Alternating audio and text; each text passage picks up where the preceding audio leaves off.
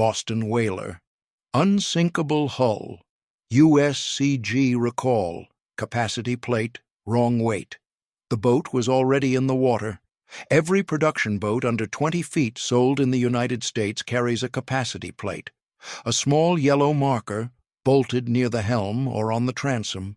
Under 33 CFR Part 183, it holds 3 numbers: maximum persons, maximum weight, maximum horsepower.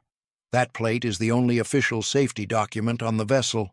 No inspection certificate, no survey, just those numbers. And the entire logic of safe loading depends on them being correct. For the Boston whaler 180 Dauntless, they weren't. USCG recall 090050S, closed October 7, 2009. Boston Whaler Inc., 180 Dauntless, safe loading max weight.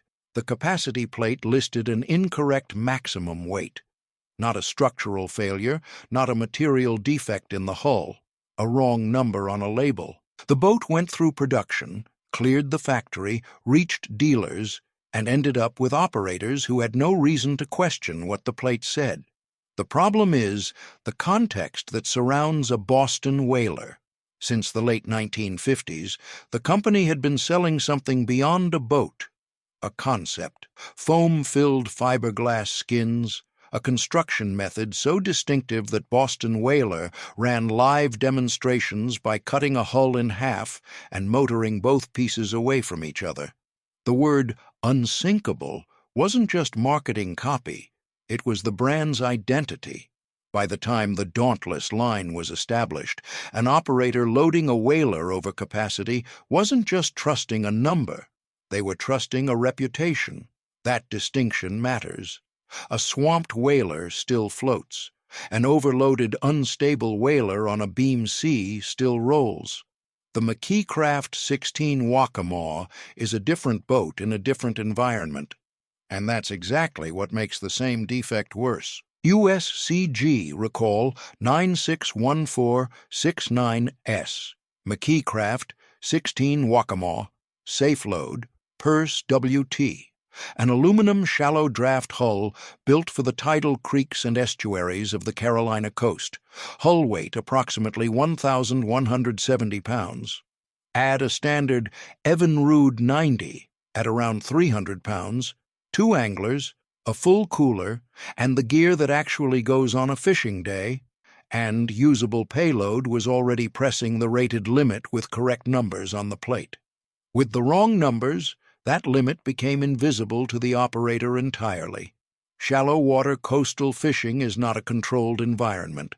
Tidal creeks can turn within minutes.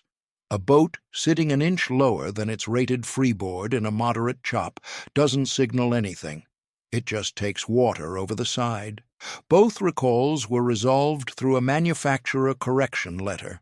No mandatory verification that the corrected plate reached every registered owner. Standard practice for the period, which means any Dauntless or Waccamaw that changed hands after the recall, and plenty did, may still carry the original plate. The wrong one, a wrong number on the capacity plate, is one failure mode. The Yarcraft 1778 Walleye Winnebago and the Majek Boatworks 16 Texas and 18 Red Fish represent 2 others, and both are more direct. The Yarcraft 1778 Walleye Winnebago is an aluminum fishing hull built for Great Lakes walleye country, riveted construction, 17 feet, designed for the short, steep chop that builds fast on Lake Erie or Winnebago when the wind turns. USCG recall 961467S, September 9, 1996. Horsepower. The capacity plate listed a maximum horsepower rating that exceeded what the hull was actually engineered to carry. The mechanics are specific. A capacity plate horsepower ceiling sets the legal limit for engine installation. When that ceiling is inflated, an operator who installs an engine at the stated maximum is running more weight on the transom and more torque than the hull's balance was designed for. Predictability drops at wide-open throttle when a beam wave arrives from the side. The 1778 competed directly against Lund and Alumacraft in the walleye market, where the horsepower number in a spec sheet was a genuine purchasing argument. A higher-rated ceiling was a catalog advantage. USCG Recall 961467S is what the gap between that advantage and the actual engineering looked like on paper. The Majek Boatworks 16 Texas and 18 Redfish took the opposite path. USCG Recall, October 26, 1994. Label Person's Cap Missing. 25 boats, 1994 model year. Not a wrong number, no number at all. No person's capacity label on the vessel. Majek built for the Texas Gulf Coast shallow water market. Guides running clients through back bays, tidal flats, redfish country near the Laguna Madre and coastal passes. A full cooler, 2 clients, a push pole, spare tackle. Weight accumulates informally on a flats boat. Without an official person's capacity reference, the loading decision comes down to feel and habit. Both drift upward over time. The recall was recorded in USCG documentation as 941026, letter to Manuf ordering recall. A letter to the manufacturer, closed May 9, 1995. No independent confirmation that corrected plates reached the 25 boats already distributed through a regional dealer network with no national service coverage. At 25 units, this recall was small enough to disappear inside any database, which is exactly the condition under which it likely remained unresolved for most of those hulls in the field. Wrong numbers, inflated ceiling, no plate at all. The next level isn't documentation. It's what happens to the hull itself after it goes under. Everything in the previous 2 parts was a documentation failure. Wrong label, inflated rating, missing plate. The hull itself worked. The danger lived entirely on paper, or in the absence of it. Level flotation is different. Under 33 CFR, Part 183, Subpart C, any monohull under 20 feet is required to remain floating on an even keel after swamping, with a defined load on board, without the operator doing anything. No bailing, no shifting weight. The boat stays level on its own. The standard exists for one reason. When a vessel fills with water, the people aboard need a stable platform to hold on to. A hull that rolls keel up after capsizing removes that option entirely. The Blazer VLX 150 bass boat failed that standard. USCG Recall 1995 model year, closed March 19, 1996. Level flotation and safe load max weight. 24 hulls. The VLX 150 was a fiberglass base boat. Low freeboard, minimal interior volume, built to run fast and light on flatwater tournament circuits. Every pound of foam placed inside that hull for flotation compliance is a pound that slows the boat down, and in the high-speed base segment, that math is taken seriously at the factory level. The foam blocks responsible for level flotation compliance were insufficient at maximum rated load. During normal operation, nobody noticed. The hull performed. The defect had no signature until the boat was already swamped, and the operator was already in the water looking for something to hold. 24 hulls is a small number. It points to USCG compliance testing, catching the problem before a field incident generated the data instead. That is the best version of how this kind of recall is supposed to work. The Fiber Sport Sprint 267 got 2 recalls inside 12 months. USCG Recall 961433S, level flotation on the Sprint 267. Then, 11 months later, recall 970111T on the 267, 267F/S, 252, and 262. Steering. 2 independent safety-critical failures across the same model line within a single production cycle, one passive, one active. Level flotation is a survival standard for after an accident. Steering is what prevents the accident. Both failed inspection on the same series. A single recall on a new hull can be a supplier issue, a batch problem, an isolated gap in QA. Two unrelated recalls on overlapping models in under a year is a different signal. It suggests that the compliance testing pipeline and the production validation process were not talking to each other, and that boats were reaching the water before either conversation was finished. From a wrong number on a label to foam that wasn't there when it needed to be. The next step is fire. Up to this point, every failure in this series was inert. A wrong plate, missing foam, an inflated number. None of them did anything until a specific set of circumstances triggered the gap. The Baja Boats models with captain's call wiring and the correct craft, 1994 and 1995 EFI series, belong to a different category. These defects were active from the moment the engine started. The captain's call system was a factory-fitted exhaust bypass, a switchable valve that redirected exhaust flow from the underwater exit to an open above-waterline outlet, giving the boat an open pipe sound at the push of a button. It was sold as a feature. Dealers mentioned it. Buyers asked for it. USCG Recall 970122T, November 18, 1997. Electrical Wiring 2. The wiring for that system was routed through areas where fuel vapors could accumulate in the bilge. It did not meet the standard for ignition protection in vapor-present zones. On a performance inboard or stern drive, the engine compartment is sealed, ventilation is limited, and fuel vapor is heavier than air. It settles and stays. A wiring fault, a connector that arcs under vibration, a switch that produces a momentary spark in the wrong place.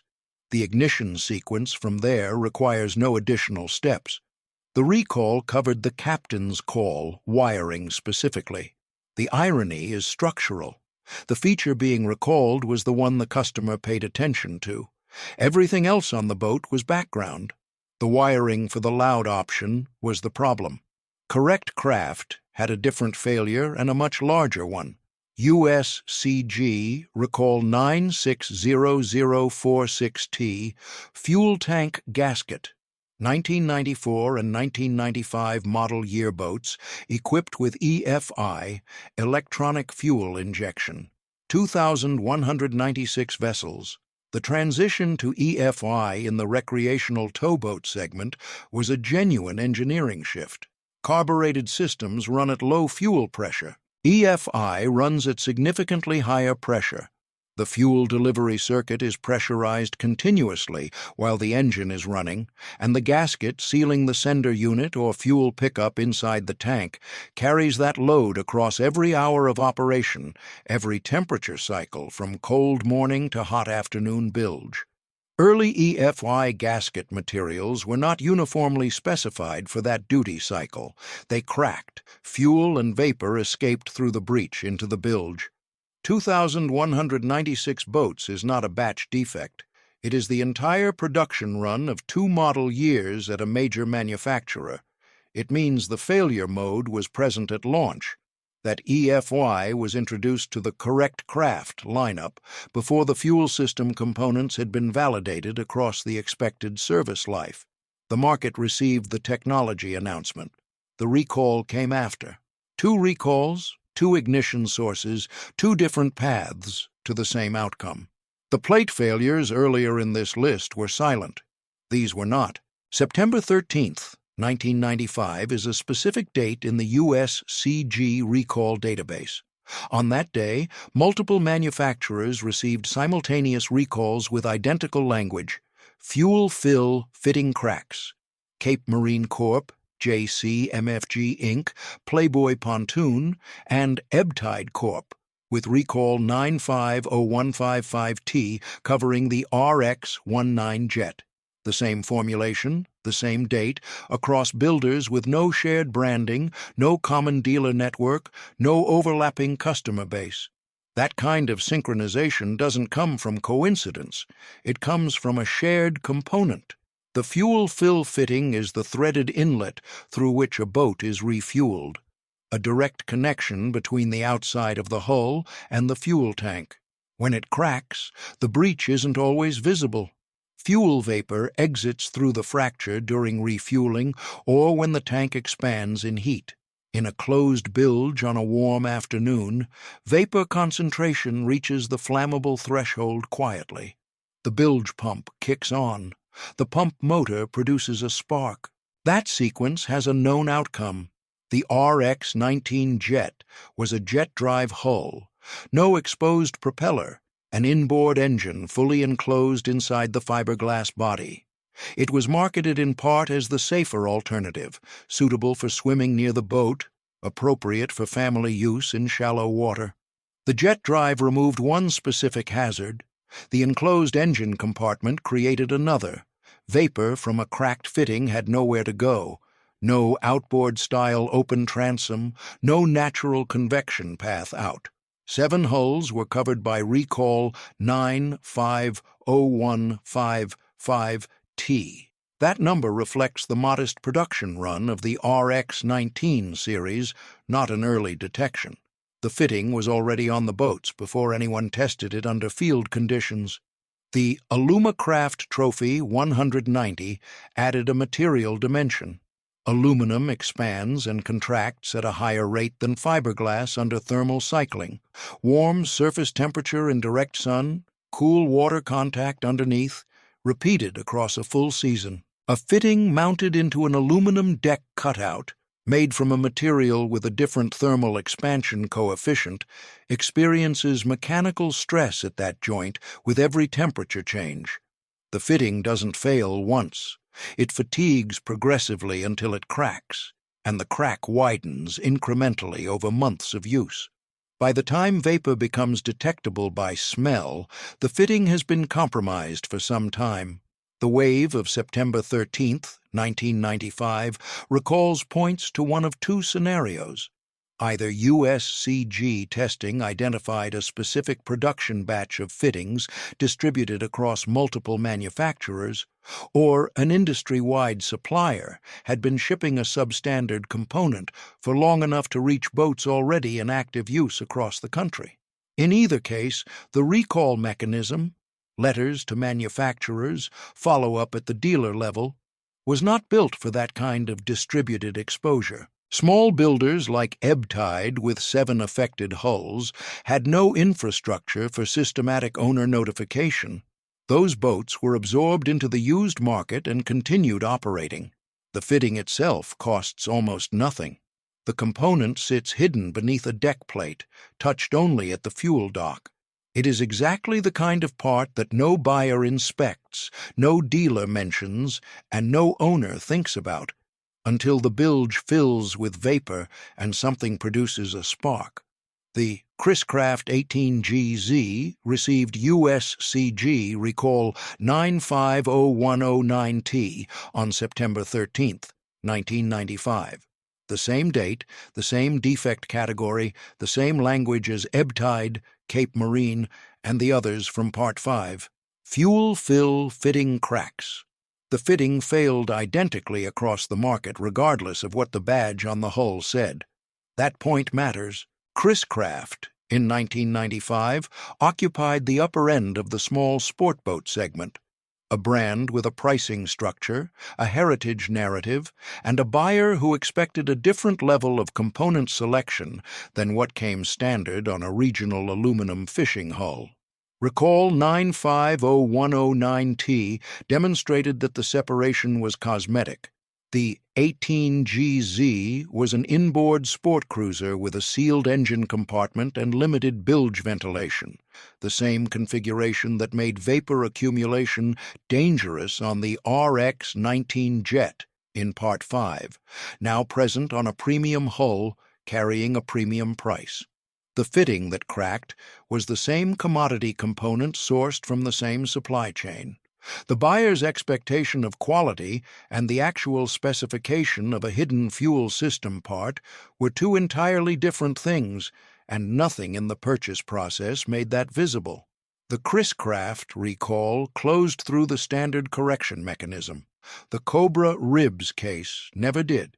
MAIB Report Number 5/2014, May 5, 2013. Camel Estuary, Padstow, Cornwall.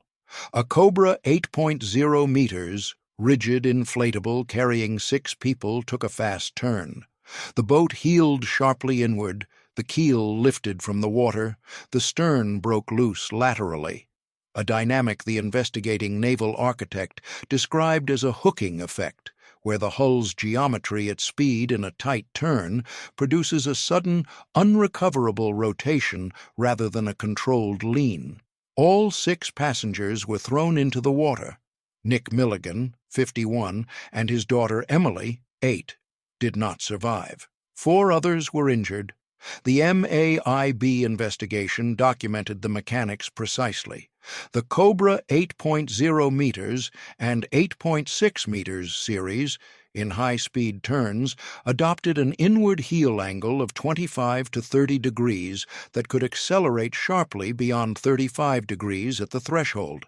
At that angle, the keel-to-water contact that provides directional control is gone. The naval architect identified a contributing factor in the hull's external geometry, a curved surface element near the keel that, rather than allowing water to separate and restore stability, pulled the hull further into the heel through the Coanda effect, a fluid dynamics principle where flow adheres to a curved surface instead of separating from it. The shape that defined the hull's profile was also the shape that made recovery from a critical heel angle physically impossible. MAIB issued formal recommendations for redesign of the hull series. In 2021, MAIB published a follow-up statement.